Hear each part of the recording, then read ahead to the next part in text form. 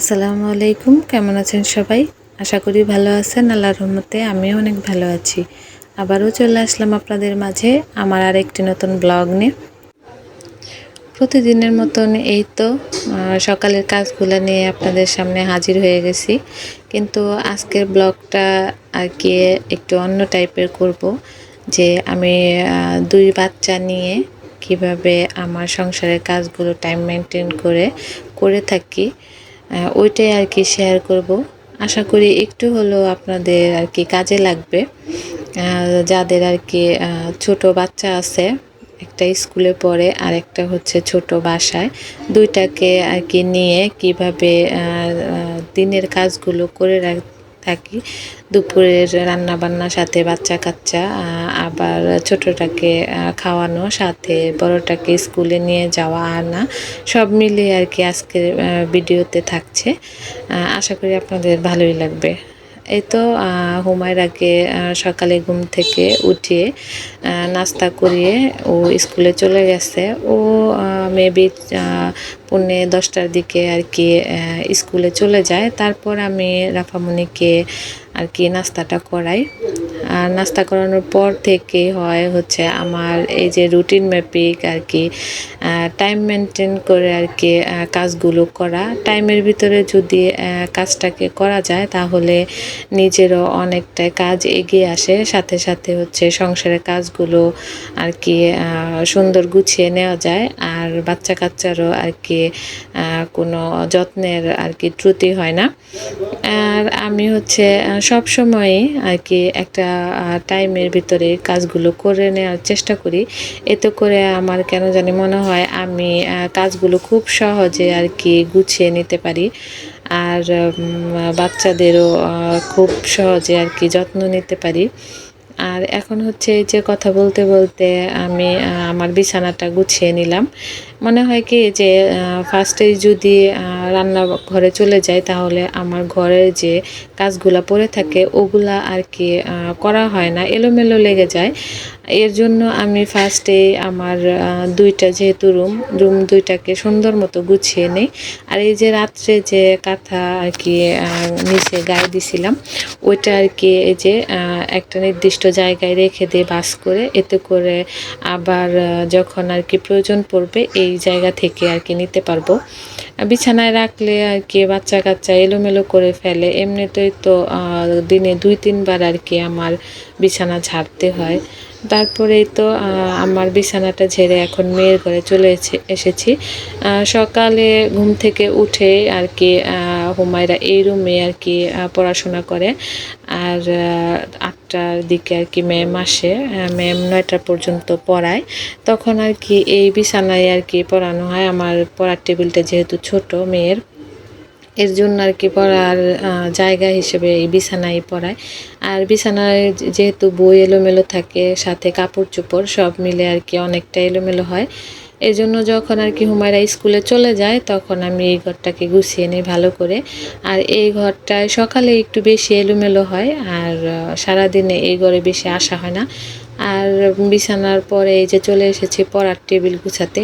পড়ার টেবিলের কথা কি বলবো, দিনে 3-4 বার আমার এই পড়ার টেবিলটা গুছাতে হয়। মাঝে মধ্যে তো হুমায়রার সাথে আমি রাগ করি যে যখন যে এটা আর কি তুমি নাও, গুছিয়ে নিতে পারো না।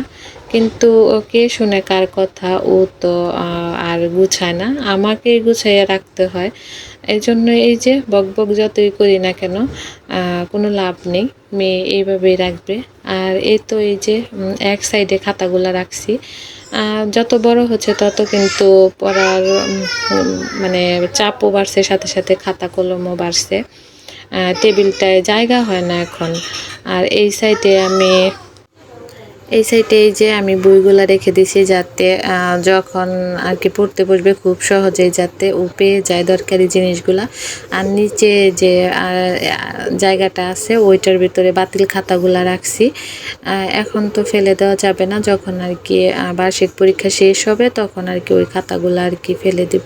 ফেলে দেওয়া হয় না আর কি, ওই যে যারা কার্টুন কিনে আর কি ওনাদের কাছে আর কি বিক্রি করা যায় বই, তারপর খাতা, বাতিল খাতা, ওগুলাই হুমায়রা আর কি বিক্রি করে।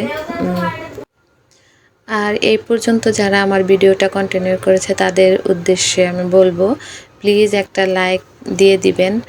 আর ভিডিওটা দেখতে দেখতে যদি ভিডিওর কোনো অংশ আপনাদের কাছে একটু হলেও ভালো লাগে, অবশ্যই চ্যানেলটা সাবস্ক্রাইব করবেন। আর আপনাদের প্রিয় মানুষদের কাছে ভিডিওটা একটু শেয়ার করবেন, যাতে করে আমার ভিডিওটা সবার কাছে পৌঁছে যায়। আর এই তো এই যে আমার টেবিল গুছানো হয়ে গেছে, এখন খাটটাও মুছে নিব।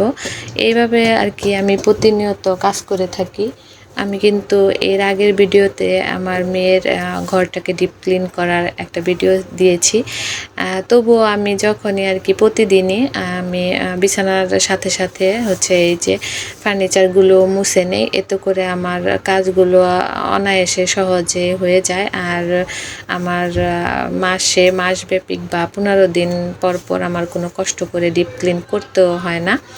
আমি এই যে আলমারিটাও মুছে নিয়েছি, এখন হচ্ছে ফ্রিজটাও আমি মুছে নিচ্ছি। আমার ফ্রিজটা অনেক পুরাতন, এক হাতে ইউজ করি, তো এর জন্য আর কি অত আর কি মানে নষ্ট হওয়ারও কোনো নাই, মানে হ্যাঁ, নষ্টও হয় না। এক হাতে ইউজ করলে কিন্তু যত্ন সহকারে যদি একটা জিনিস ব্যবহার করা হয় অনেক দিন যায়। তারপরে যে মেয়ের ঘরের আর কি ফার্নিচারগুলো মুছে এখন নিজের ঘরে চলে এসেছি।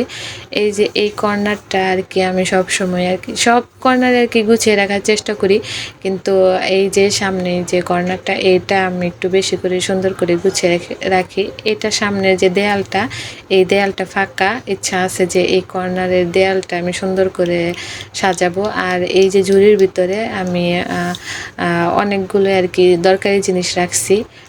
এইভাবে এলোমেলো করে ফেলে রাখলে আর কি মানে কেমন জানি দেখায়, আর মুছতে গেলেও আর কি অনেকটাই সময় লাগে। এই জন্য এই যে একটা ঝুড়িতে আমি অনেক মানে রাফামনির হলরিস, সাথে রুম স্প্রে, আবার বিস্কিটের মানে বক্স সব মিলে আর কি অনেক কিছুই রাখছি। এতে করে মুছতেও মানে সমস্যা হয় না, আর গুছিয়ে রাখতেও আর কি খুব সহজে আর কি পাওয়া যায়। আর এই যে আমার ড্রেসিং টেবিলটা, এই সাইডের ফার্নিচারগুলা আর কি সহজে দেখানো হয় না, কারণ একটু লাইটিং আর কি আলো একটু কম পড়ে। এই জন্য আমি এই সাইডের যে জিনিসগুলো ওগুলা সহজে আপনাদের সাথে শেয়ার করি না, কীরকম জানি ভিডিওর ভিতরে আসে। এগুলো আমার অনেক আগেকার ফার্নিচার, আমার বিয়ের ফার্নিচার আর কি।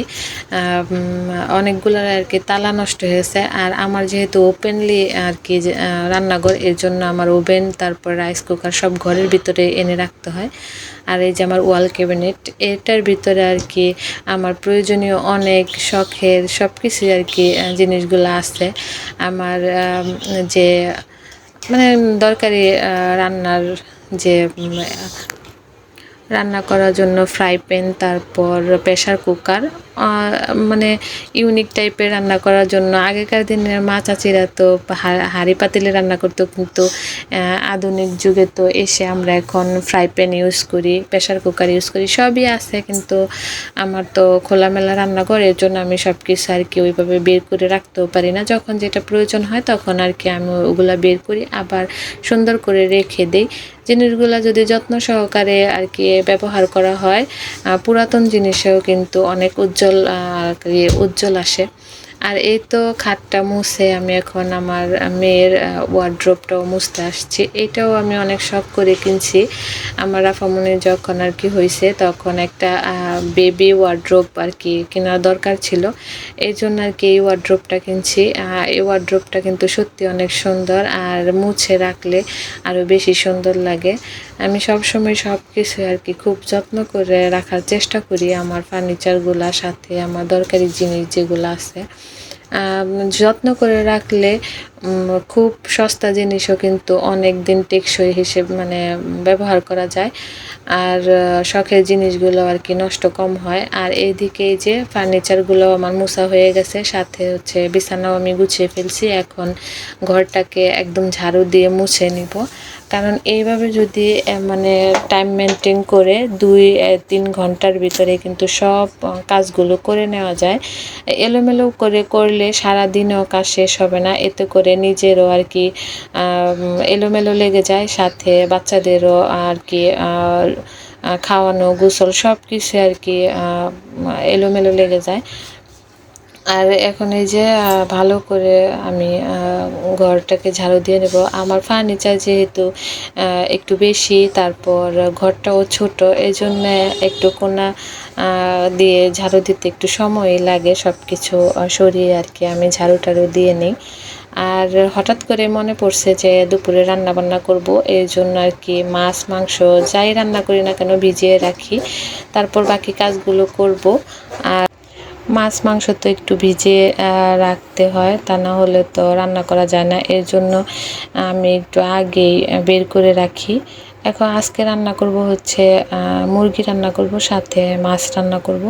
মাছগুলো ভিজিয়ে রাখলে আর কি বাকি কাজগুলো করে এসে আর কি অনায়াসে রান্না বান্না আর কি করা যায়। এই জন্য আমি কাজের ফাঁকে আর কি ঘর গুছানোর আগেই আর কি মাছগুলো ভিজিয়ে রাখি। আর এই তো ঘর গুছানোর পরে এখন ঘরটাকে মুছে নেব ভালো করে। আর আমি যেহেতু হাতে মুছবো, আমি ঘর মুছার স্টিক দিয়ে মুছি না, এতে করে আমার মনে হয় যে ঘরের কোনায় কোনায় পৌঁছায় না। আর একটু অল্প পরিমাণ যদি পানির সাথে ডিটারজেন্ট মেশানো যায় তাহলে কিন্তু যেহেতু টাইস করা সাদা টাইস একটু চিকচিক করবে, দেখতেও ভালো লাগে, আর ধুলাবালিও আর কি ওই রকম থাকে না। আর ফাইনালি এই তো আমার ঘর মোছা হয়ে গেছে।